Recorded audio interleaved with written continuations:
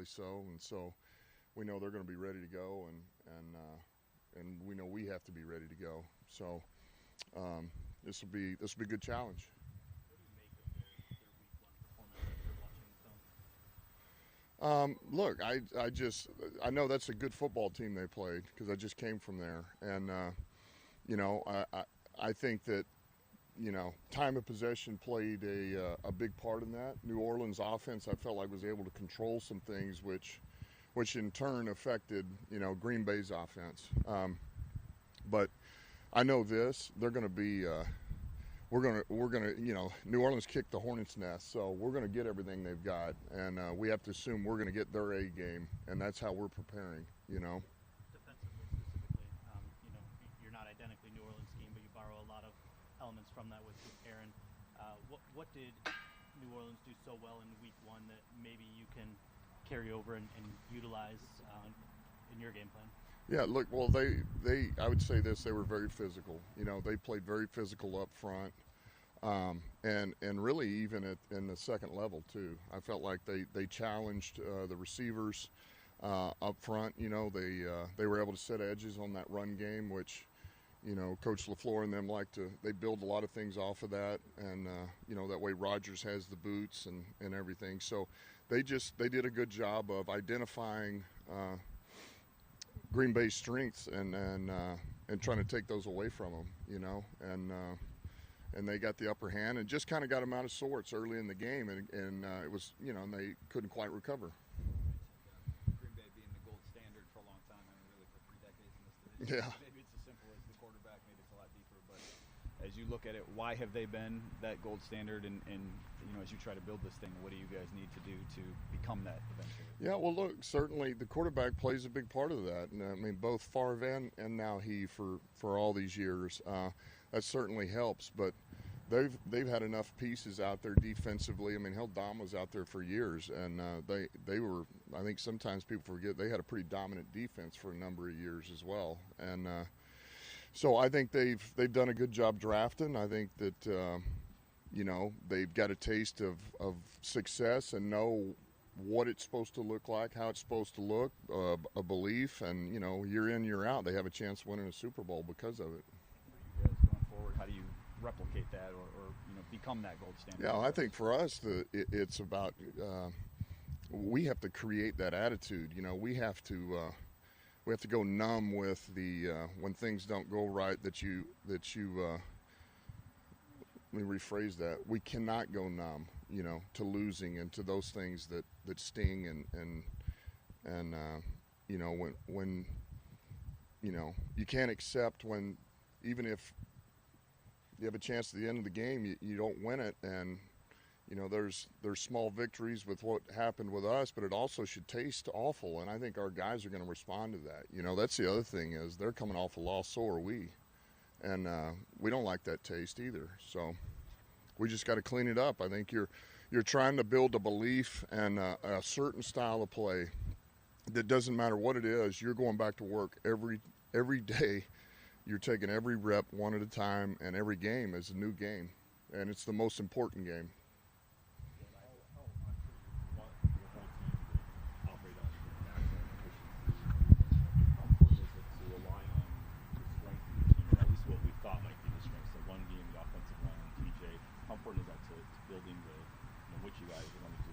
Yeah, I think it's really important, because look, those are the guys right now that we know can produce for us, or the unit that can produce for us.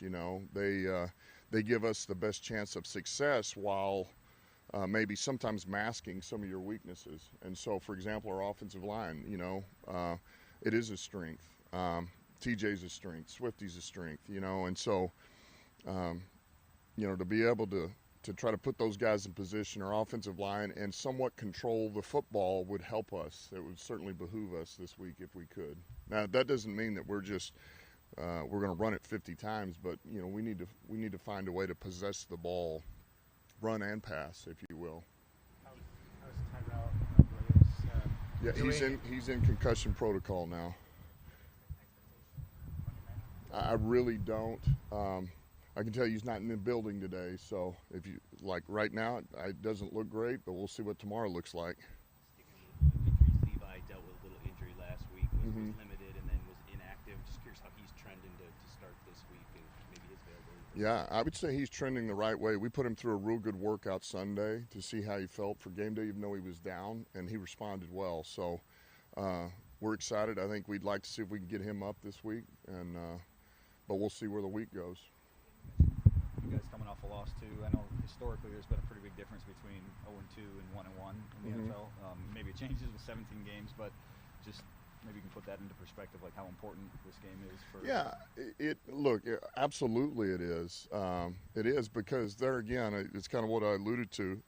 It's the most important game because it's the next game, and to find a way to get a win early here I think would go a long way. Now that being said, we can't worry about, like, winning is a byproduct of playing the right way and playing fundamentally sound and handling your business, and so a starting point, I want to play better. We need to play better, you know.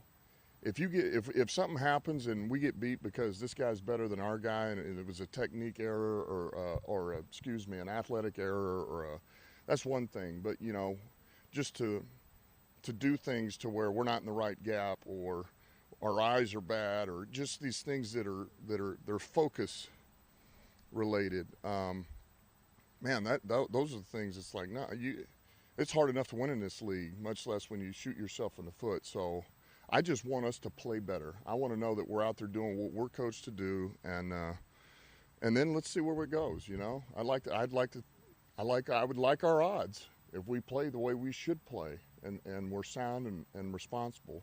I'd like to go back and close the circle on a point. You mentioned Packers like to build stuff off their run game, and the boots with Aaron Rodgers sounds very much like what you said about San Francisco, and you said the Saints shut it down by being physical and setting the edges.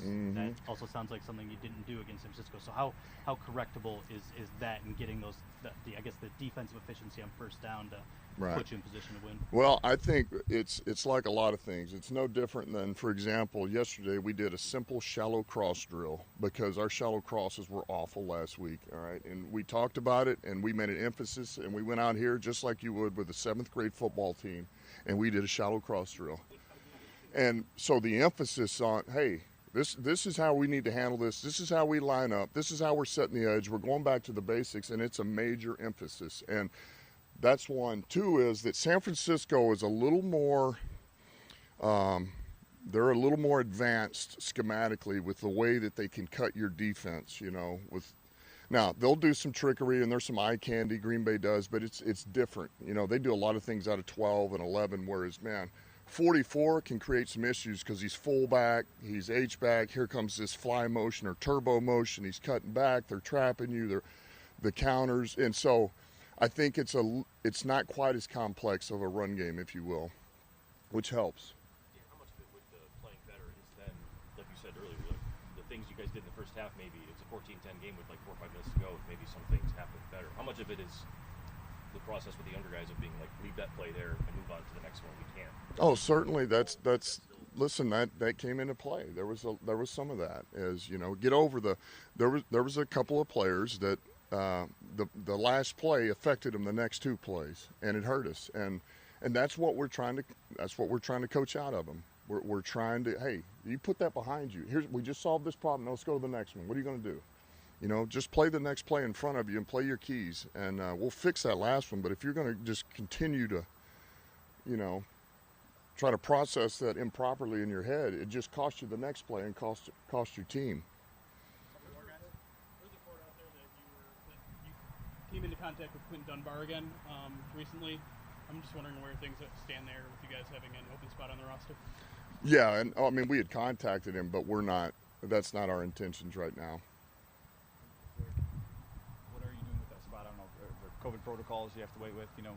Yeah, I think right now we're kind of holding right now. Yeah, we're in a holding pattern and see where we might need a spot. We're not in any hurry to do anything. You know, we signed Daryl Worley to our practice squad, and look, all things are on the table right now. You know, so there's a chance he could go to the game. You know, But there again, he just walked in the door, so I'm not going to say that he is until we really get a good look at him and let him kind of process what we do defensively. Last one I wanted to ask you was just Jamal Williams. I think we're talking to him today. I know you've talked about him plenty. Everyone has both what he brings, you know, in the locker room, sort of the personality, and on the field. Has he sort of been everything you imagined when you signed him? I mean, He sure is. last week. He sure is. He's exactly what I thought he would be in the vision of what he would be. And that, man, there's true value in that because he was as steady and reliable as a guy as you can have. I mean, he looked exactly like he did in camp. He ran hard. He was high energy.